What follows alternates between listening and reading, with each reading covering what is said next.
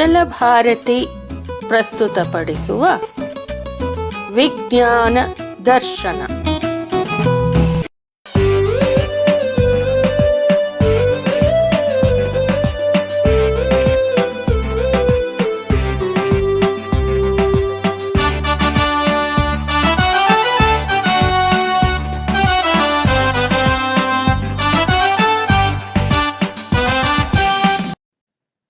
ಪಾಠ 14 ಬಾನಂಗಳ.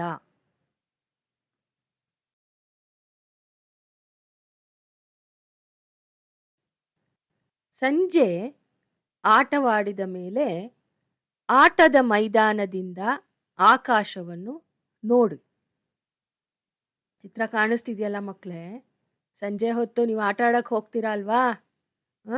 ಅವಾಗ ಆಟ ಆಡೋ ಮೈದಾನ ಇರುತ್ತಲ್ಲ, ಅದರೊಳಗಿಂದ ಆಕಾಶನ ನೋಡಿ. ಸಂಜೆ ಹೊತ್ತು ಹೇಗೆ ಕಾಣುತ್ತೆ ಆಕಾಶ?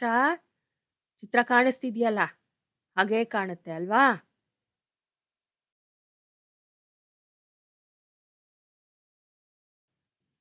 ಮಸುಕಿನಿಂದ ಆವರಿಸಿದ ಸಂಜೆಗತ್ತಲಿನಲ್ಲಿ ಅಲ್ಲೊಂದು ಇಲ್ಲೊಂದು ನಕ್ಷತ್ರಗಳು ಆಕಾಶದಲ್ಲಿ ಕಾಣುತ್ತವೆ. ಸಂಜೆಗತ್ತಲಲ್ಲಿ ಮಸ್ಕಾಗಿರುತ್ತೆ ಸಂಜೆಗತ್ತಲು ಅಲ್ವಾ? ಅವಾಗ ಆಕಾಶದಲ್ಲಿ ಏನು ಕಾಣುತ್ತೆ ನಮಗೆ? ಅಲ್ಲೊಂದು ಇಲ್ಲೊಂದು ನಕ್ಷತ್ರಗಳು ಆಕಾಶದಲ್ಲಿ ಕಾಣುತ್ತವೆ.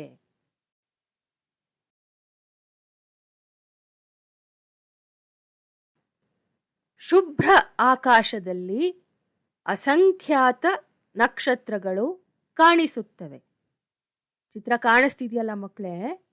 ರಾತ್ರಿ ಆಗ್ತಿದ್ದಂಗೆ ಆಕಾಶ ಶುಭ್ರವಾಗಿದ್ರೆ ಅಸಂಖ್ಯಾತ ಅಂದರೆ ತುಂಬ ದೊಡ್ಡ ಸಂಖ್ಯೆಯ ನಕ್ಷತ್ರಗಳು ಆಕಾಶದಲ್ಲಿ ಕಾಣಿಸುತ್ತವೆ.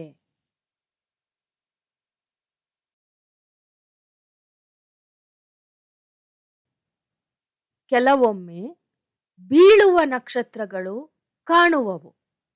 ಚಿತ್ರ ಕಾಣಿಸ್ತಾ ಇದೆ ಅಲ್ವಾ? ನೋಡಿ, ಏನದು? ನಕ್ಷತ್ರ ಒಂದು ಬೀಳೋ ಹಂಗೆ ಕಾಣುತ್ತೆ ಅಲ್ವಾ?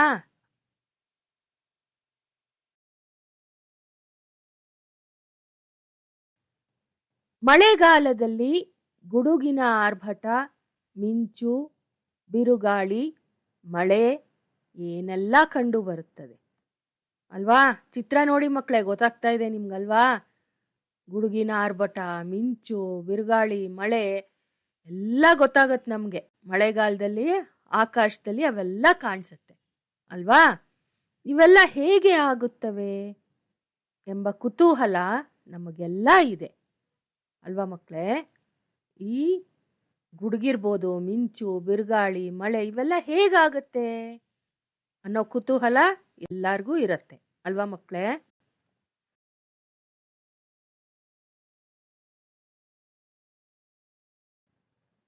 ಸೂರ್ಯ ಉದಯಿಸಿದಾಗ ಸುತ್ತಲೂ ಬೆಳಕು ಚೆಲ್ಲಿ ಹಗಲು ಆಗುವುದು.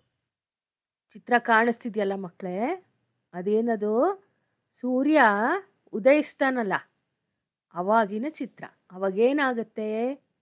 ಸುತ್ತನೂ ಬೆಳಕು ಚೆಲ್ಲುತ್ತೆ, ಅವಾಗ ಹಗಲಾಗುತ್ತೆ ಅಲ್ವಾ?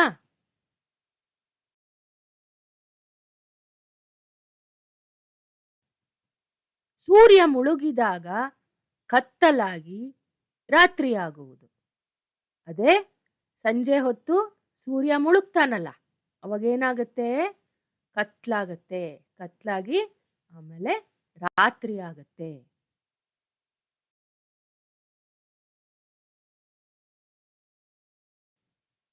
ರಾತ್ರಿಯಲ್ಲಿ ಚಂದ್ರ ಮೂಡುವುದು.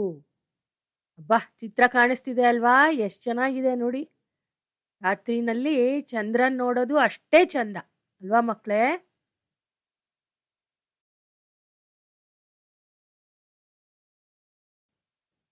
ಇವೆಲ್ಲವುಗಳ ಸಂಬಂಧವೇನು? ಹೇಗೆ ನಾವು ಕಾಣುವ ಬಾನಂಗಳದ ವಿಸ್ಮಯವನ್ನು ತಿಳಿಯೋಣ.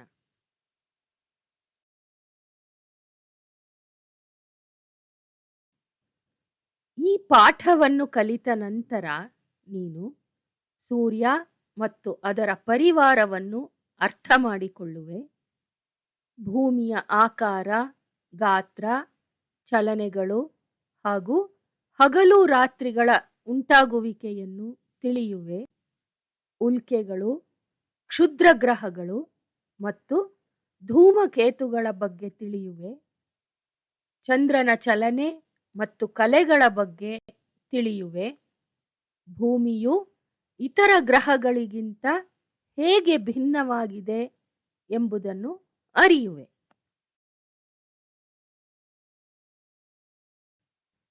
ಸೂರ್ಯ ಮತ್ತು ಅದರ ಪರಿವಾರ.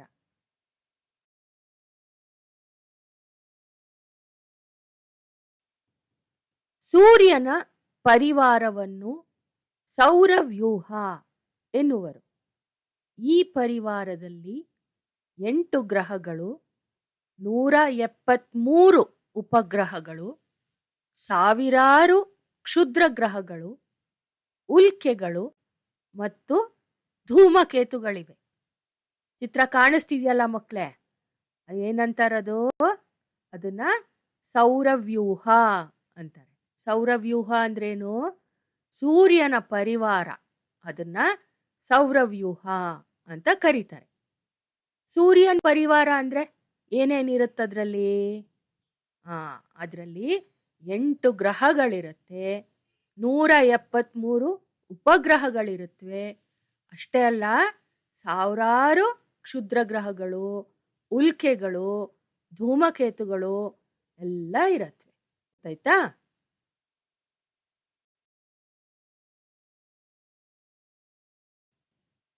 ಓದಿ ತಿಳಿ. ಸ್ವಯಂ ಪ್ರಕಾಶಿತ ಆಕಾಶಕಾಯಗಳೇ ನಕ್ಷತ್ರಗಳು. ಸೂರ್ಯನು ಒಂದು ನಕ್ಷತ್ರ. ಗೊತ್ತಾಯ್ತಲ್ಲ ಮಕ್ಕಳೇ? ಸ್ವಯಂ ಪ್ರಕಾಶಿತ ಅಂದ್ರೆ ತನ್ನಲ್ಲೇ ಪ್ರಕಾಶ ಅಥವಾ ಬೆಳಕು ಹೊಂದಿರೋ ಅಂಥ ಆಕಾಶಕಾಯಗಳು ನಕ್ಷತ್ರಗಳು. ಅದೇ ತರ ಸೂರ್ಯ ಕೂಡ ಒಂದು ನಕ್ಷತ್ರನೇ. ಆಕಾಶಗಂಗೆ ಅಥವಾ ಹಾಲು ಹಾದಿ ಎಂದು ಕರೆಯುವ ತಾರಾಮಂಡಲದ ಅಂದರೆ ಗ್ಯಾಲಕ್ಸಿ ಒಂದು ಭಾಗದಲ್ಲಿ ಸೌರವ್ಯೂಹವಿದೆ. ಗೊತ್ತಾಯ್ತಾ? ಸೌರವ್ಯೂಹ ಎಲ್ಲಿದೆ ಅಂದ್ರೆ ಆಕಾಶಗಂಗೆ ಅಥವಾ ಹಾಲು ಹಾದಿ ಅಂತ ಕರೀತಾರಲ್ಲ, ತಾರಾಮಂಡಲ ಅಂದ್ರೆ ಗ್ಯಾಲಕ್ಸಿ, ಅದ್ರ ಒಂದು ಭಾಗದಲ್ಲಿ ಸೌರವ್ಯೂಹ ಇದೆ. ಸೂರ್ಯ. ಸೂರ್ಯ ಒಂದು ನಕ್ಷತ್ರ. ಇದು ಇತರೆ ನಕ್ಷತ್ರಗಳಿಗಿಂತ ಭೂಮಿಗೆ ಹತ್ತಿರದಲ್ಲಿ ಇರುವುದರಿಂದ ಬೇರೆ ಎಲ್ಲ ನಕ್ಷತ್ರಗಳಿಗಿಂತಲೂ ಪ್ರಕಾಶಮಾನವಾಗಿ ಹಾಗೂ ದೊಡ್ಡದಾಗಿ ಕಾಣುತ್ತದೆ. ಚಿತ್ರ ನೋಡಿ ಮಕ್ಕಳೇ, ಗೊತ್ತಾಗ್ತಾ ಇದೆ ಅಲ್ವಾ? ಎಡಗಡೆ ಮೂಲೆಯಲ್ಲಿ ಇದೆಯಲ್ಲ ಪ್ರಕಾಶಮಾನವಾದ ಒಂದು ನಕ್ಷತ್ರ, ಅದೇನೆ ಸೂರ್ಯ. ನಕ್ಷತ್ರ ಅಂದ್ರೆ ಏನ್ ತಿಳ್ಕೊಂಡ್ವಿ ನಾವು ಈ ಹಿಂದೆ? ತಾನೇ ಬೆಳಕನ್ನ ಹೊರಚೆಲ್ಲೋ ಅಂತ ಒಂದು ವಸ್ತುಗೆ ನಕ್ಷತ್ರ ಅಂತ ಕರಿತೀವಿ ಅಲ್ವಾ? ಸರಿ, ನಾವು ಹಿಂದೆ ಏನ್ ತಿಳ್ಕೊಂಡ್ವಿ? ಬೇಕಾದಷ್ಟು ನಕ್ಷತ್ರಗಳಿವೆ ಅಲ್ವಾ? ಆದರೆ ಬೇರೆ ನಕ್ಷತ್ರಗಳಿಗಿಂತ ಸೂರ್ಯ ಭೂಮಿಗೆ ಹತ್ರದಲ್ಲಿದೆ.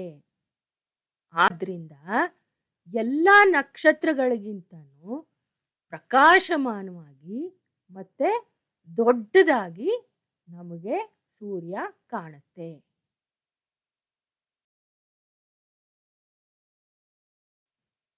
ಅದು ಸೌರವ್ಯೂಹದ ಕೇಂದ್ರ ಬಿಂದು. ಇದರ ಗುರುತ್ವಾಕರ್ಷಣೆಗೊಳಪಟ್ಟು ಅದರ ಪರಿವಾರದ ಆಕಾಶಕಾಯಗಳೆಲ್ಲ ಅದರ ಸುತ್ತ ಸುತ್ತುತ್ತವೆ. ಗೊತ್ತಾಯ್ತಲ್ಲ ಮಕ್ಕಳೇ? ಸೂರ್ಯ ಇದೆಯಲ್ಲ, ಅದು ಸೌರವ್ಯೂಹದ ಕೇಂದ್ರ ಬಿಂದು. ಅಂದ್ರೆ ಸೂರ್ಯನ ಸುತ್ತಾನೆ ಸೌರವ್ಯೂಹದ ಎಲ್ಲ ಆಕಾಶಕಾಯಗಳು ಸುತ್ತುತ್ತವೆ. ಯಾಕೆ ಸೂರ್ಯನ ಸುತ್ತಾನೆ ಎಲ್ಲ ಸುತ್ತುತ್ತವೆ? ಯಾಕೆ ಅಂದ್ರೆ ಸೂರ್ಯನ ಗುರುತ್ವಾಕರ್ಷಣೆ ಗೊತ್ತಲ್ವಾ ನಿಮಗೆ? ಗುರುತ್ವಾಕರ್ಷಣೆ ಅಂದ್ರೆ ಸೂರ್ಯನ ಗುರುತ್ವಾಕರ್ಷಣೆಗೆ ಒಳಪಟ್ಟು ಈ ಎಲ್ಲಾ ಕಾಯಗಳು ಅಂದ್ರೆ ಸೌರವ್ಯೂಹದ ಪರಿವಾರದ ಆಕಾಶ ಕಾಯಗಳು ಸೂರ್ಯ ಸುತ್ತಾನೆ ಸುತ್ತುತ್ತವೆ.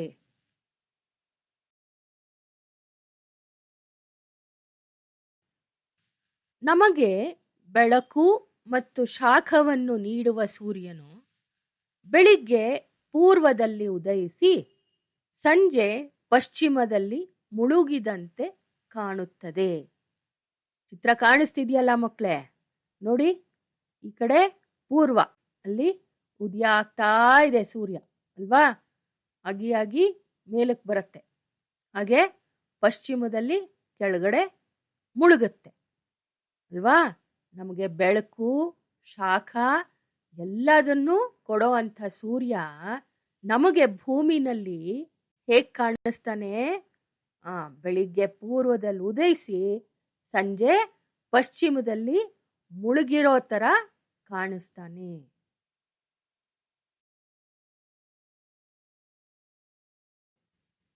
ಸೂರ್ಯ ಭೂಮಿಯನ್ನು ಸುತ್ತುತ್ತಿರುವಂತೆ ನಮಗೆ ಅನಿಸುತ್ತದೆ ಅಲ್ಲವೇ? ಇದು ನಿಜವೇ? ಈಗ ನಾವು ಭೂಮಿಲಿ ಇರ್ತೀವಲ್ಲಪ್ಪ, ನಮ್ಗೇನು ಅನ್ಸುತ್ತೆ? ಪೂರ್ವದಲ್ಲಿ ಸೂರ್ಯ ಹುಟ್ಟುತ್ತಾನೆ, ಪಶ್ಚಿಮದಲ್ಲಿ ಮುಳುಗ್ತಾನೆ. ಅಂದ್ರೆ ಏನರ್ಥ?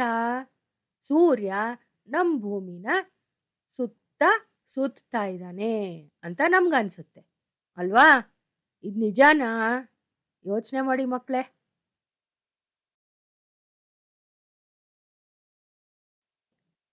ಮನುಷ್ಯನೂ ಸೇರಿದಂತೆ ಪ್ರಾಣಿ ಹಾಗೂ ಸಸ್ಯ ಸಂಕುಲಗಳಿಗೆ ಸೂರ್ಯನ ಶಾಖ ಮತ್ತು ಬೆಳಕು ಅತ್ಯವಶ್ಯಕ.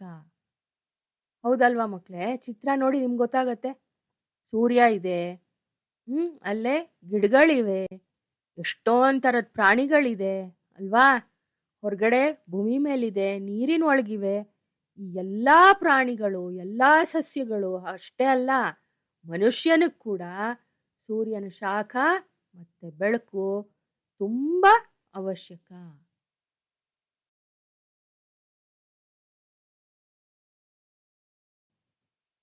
ಓದಿ ತಿಳಿ.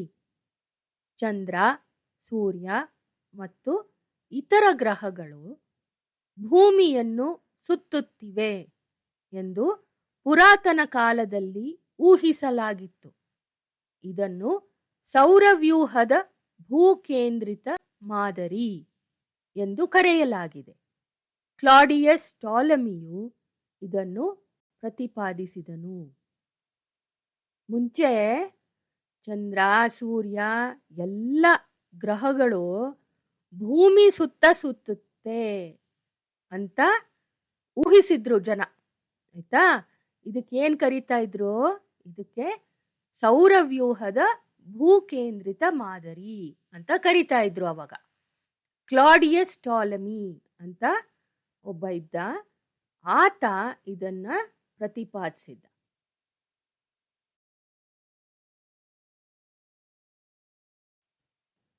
ಭೂಮಿಯು ಇತರ ಗ್ರಹಗಳೊಂದಿಗೆ ಸೂರ್ಯನ ಸುತ್ತುತ್ತಿದೆ ಎಂದು ಮೊದಲು ಪ್ರತಿಪಾದಿಸಿದವನು ಭಾರತೀಯ ಖಗೋಳ ವಿಜ್ಞಾನಿ ಹಾಗೂ ಗಣಿತಜ್ಞನಾಗಿದ್ದ ಆರ್ಯಭಟ. ಚಿತ್ರ ಕಾಣಿಸ್ತಿದೆಯಲ್ಲ ಮಕ್ಕಳೇ ಬಲ್ಗಡೆ? ಅದು ಆರ್ಯಭಟ. ಅವನೇನಂದ, ಬೇರೆಯವರೆಲ್ಲರೂ ಭೂಮಿ ಸುತ್ತ ಎಲ್ಲ ಗ್ರಹಗಳು ಸುತ್ತಾ ಇವೆ ಅಂತ ಹೇಳಿದ್ರು ಅಲ್ವಾ? ಆದ್ರೆ ಆರ್ಯಭಟ ಮಾತ್ರ ಭೂಮಿ ಇತರ ಗ್ರಹಗಳ ಜೊತೆ ಸೇರ್ಕೊಂಡು ಸೂರ್ಯನ ಸುತ್ತಾ ಇದೆ ಅಂತ ಮೊದಲು ಅದನ್ನ ಹೇಳಿದವನು ಯಾರೋನು? ಆರ್ಯಭಟ. ಅವನು ಭಾರತೀಯ ಖಗೋಳ ವಿಜ್ಞಾನಿ ಮತ್ತು ಗಣಿತಜ್ಞ. ಎಡಗಡೆ ಚಿತ್ರ ನೋಡಿ, ಗೊತ್ತಾಗ್ತಿದೆ ಅಲ್ವಾ? ಸೂರ್ಯನ ಸುತ್ತ ಎಲ್ಲ ಗ್ರಹಗಳು ಸುತ್ತಾ ಇವೆ.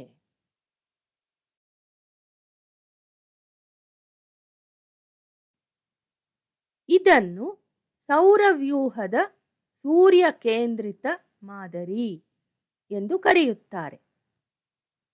ಇದನ್ನೇನು ಕರೀತಾರೆ ಮಕ್ಕಳೇ? ಸೂರ್ಯನ ಸುತ್ತ ಎಲ್ಲ ಗ್ರಹಗಳು ಸುತ್ತುತ್ತವೆ ಅಲ್ವಾ?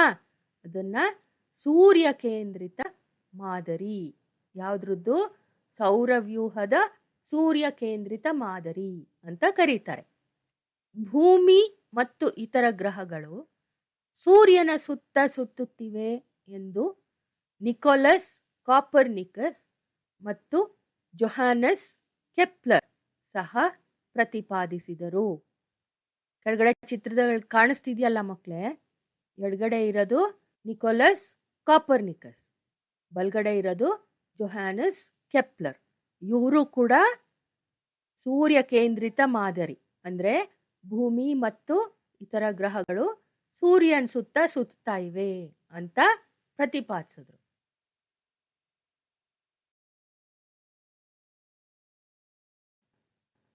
ಅನಂತರ ಇಟಲಿಯ ಗಣಿತಜ್ಞ ಮತ್ತು ಭೌತ ವಿಜ್ಞಾನಿಯಾಗಿದ್ದ ಗೆಲಿಲಿಯೋ ಗೆಲಿಲಿ ಒಂದು ದೂರದರ್ಶಕವನ್ನು ರೂಪಿಸಿ ಅದರ ಸಹಾಯದಿಂದ ಸೌರವ್ಯೂಹದ ಸೂರ್ಯ ಕೇಂದ್ರಿತ ಕಾಪರ್ನಿಕಸ್ ಮಾದರಿಯನ್ನು ಸಮರ್ಥಿಸಿದನು. ಚಿತ್ರದಲ್ಲಿ ಕಾಣ್ತಿದೆಯಲ್ಲ ಮಕ್ಕಳೇ, ಅವನೇ ಇಟಲಿಯ ಗಣಿತಜ್ಞ ಮತ್ತು ಭೌತ ವಿಜ್ಞಾನಿ. ಅವನ ಹೆಸರು ಗೆಲಿಲಿಯೋ ಗೆಲಿಲಿ. ಅವನೇನ್ ಮಾಡ್ದ?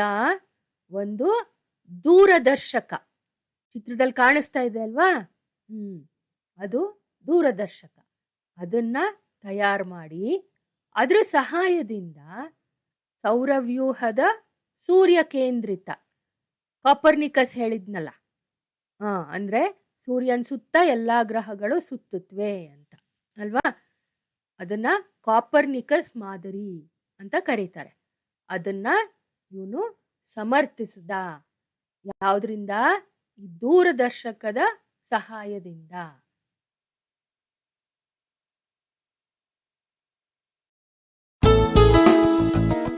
ಮಕ್ಕಳೇ, ಪಾಠ ಚೆನ್ನಾಗಿತ್ತಲ್ವಾ? ಸುಲಭವಾಗಿ ಅರ್ಥ ಆಯ್ತಲ್ವಾ? ಇಷ್ಟ ಆಯ್ತಾ ನಿಮ್ಗೆ?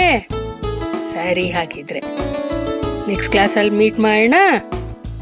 ಓಕೆ, ಬಾಯ್.